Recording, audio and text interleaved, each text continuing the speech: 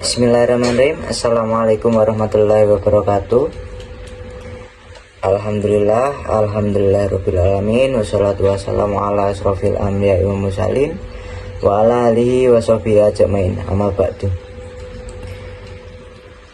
Yang terhormat Ibu Femi Silaswati Farid SHMHMKN selaku pembimbing 1. Yang terhormat Bapak Muhammad Aziz Zailani SHMH selaku pembimbing 2. Izinkan saya Nur Iksan Wahid dengan NIM 2019-010068, Prodi Ilmu Hukum, Fakultas Hukum Universitas Islam Batik Surakarta, mempresentasikan proposal skripsi yang berjudul Analisis Yuridis Putusan Hakim Mahkamah Konstitusi dalam perkara PHPU tahun 2024. Dalam proposal ini dilatar belakangi dari negara Indonesia adalah negara hukum sebagaimana dalam Undang-Undang Dasar Negara Republik Indonesia tahun 1945. Ditegaskan mengenai negara Indonesia sebagai negara hukum, Rechtsstaat, bukan negara kekuasaan atau Machtstaat. Demi tercapainya tujuan hukum, kekuasaan kehakiman tidak dapat dipisahkan dengan konsep peradilan bebas dan tidak memihak atau independent and impartial judiciary yang mutlak harus ada dalam setiap negara hukum. Tegas dalam Undang-Undang Nomor 48 Tahun 2009 tentang kekuasaan kehakiman bahwa hakim harus menjaga independensi peradilan. Pasal 24C Undang-Undang Dasar 1945 pada ayat 1 dan ayat 2 yang dirumuskan sebagai wewenang dan kewajiban yang dimiliki oleh Mahkamah Konstitusi, salah satunya memutus perselisihan tentang hasil pemilu. Dalam konteks pemilu, setiap pemilu selalu ada potensi munculnya perselisihan atau sengketa terkait hasil pemungutan suara. Penelitian ini dilatar belakangi dari diputusnya beberapa perkara oleh Hakim Mahkamah Konstitusi yang kaitannya pada perselisihan hasil pemilihan umum atau PHPU tahun 2024.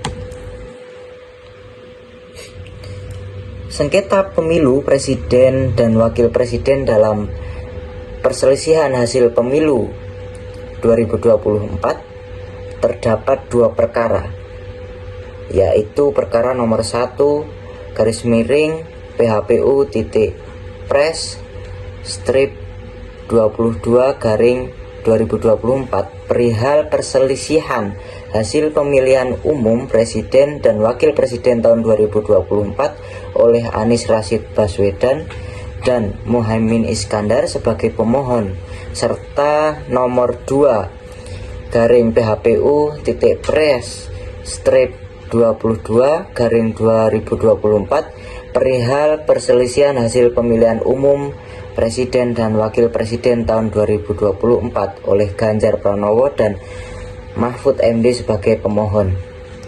Kedua perkara tersebut diputuskan oleh Mahkamah. Namun pada perkara nomor 1 dan seterusnya terdapat dissenting opinion oleh 3 hakim Mahkamah Konstitusi.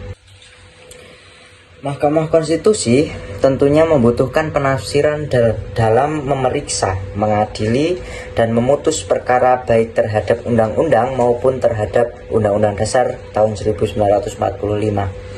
Dalam rangka mendapatkan kepastian tentang arti dari makna hukum perundang-undangan, penafsiran merupakan proses yang harus ditempuh oleh pengadilan.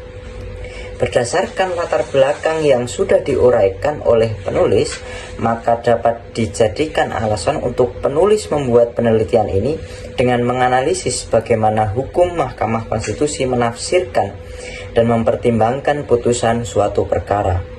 Dalam hal ini, penyelesaian sengketa pemilu atau perselisihan hasil pemilihan umum atau PHPU tahun 2024. Selanjutnya, rumusan masalah. Yang pertama, bagaimana pertimbangan hakim Mahkamah Konstitusi dalam perselisihan hasil pemilihan umum Presiden dan Wakil Presiden atau PHPU tahun 2024. Yang kedua, bagaimana prinsip kebebasan hakim Mahkamah Konstitusi dalam memutuskan perkara perselisihan hasil pemilihan umum Presiden dan Wakil Presiden atau PHPU tahun 2024. Selanjutnya, tujuan penelitian. Yang pertama, tujuan penelitian ini untuk mengetahui dan menganalisis perihal yang perlu dipertimbangkan oleh hakim Mahkamah Konstitusi dalam memutuskan perkara Presiden dan Wakil Presiden tahun 2024. Kedua, tujuan penelitian ini untuk mengetahui dan menganalisis prinsip kebebasan hakim Mahkamah Konstitusi dalam memutuskan perkara Presiden dan Wakil Presiden tahun 2024.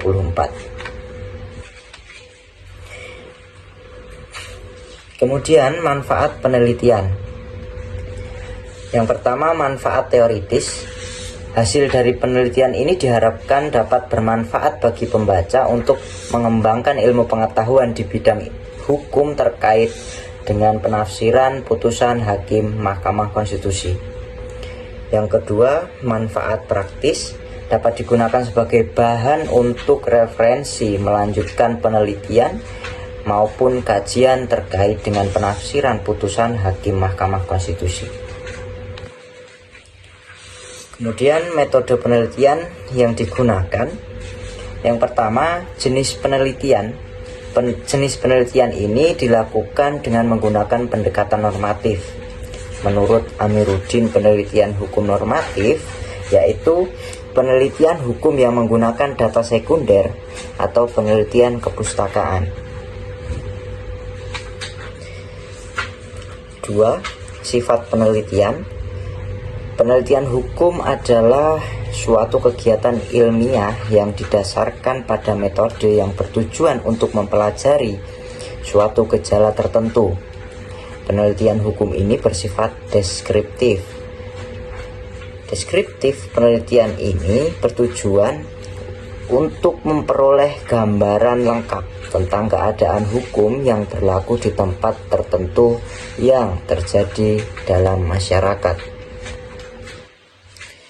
3. Cara dan alat pengumpulan data.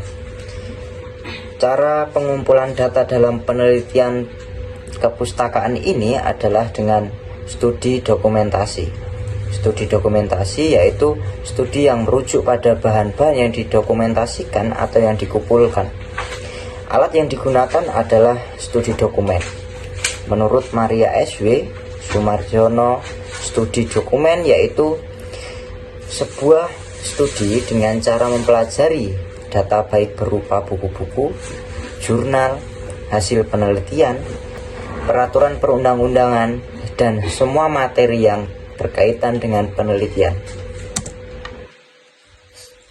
Keempat, analisis data. Analisis yang digunakan dalam penelitian ini adalah analisis kualitatif.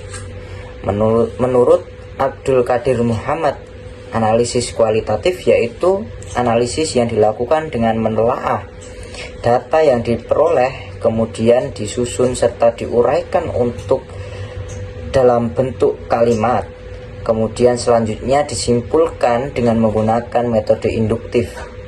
Metode induktif yang menguraikan hal-hal yang bersifat khusus, kemudian menarik kesimpulan yang bersifat umum sesuai dengan permasalahan yang sedang dibahas dan diteliti. Penarikan kesimpulan. Penarikan kesimpulan dilakukan dengan cara deduktif, yakni metode berpikir pada hal-hal yang mendasar bersifat umum dan kemudian ditarik kesimpulan yang bersifat khusus sesuai dengan pokok permasalahan. Kemudian selanjutnya sistematika laporan. Bab 1 pendahuluan, 1 latar belakang, 2 2 rumusan masalah, 3 tujuan penelitian, 4 manfaat penelitian, 5 metode penelitian. Bab 2 tinjauan pustaka.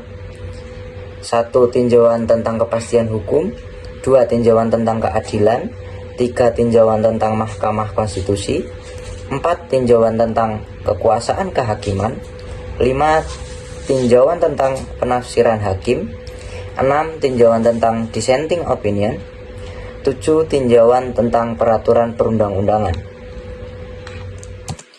Bab 3 hasil penelitian dan pembahasan.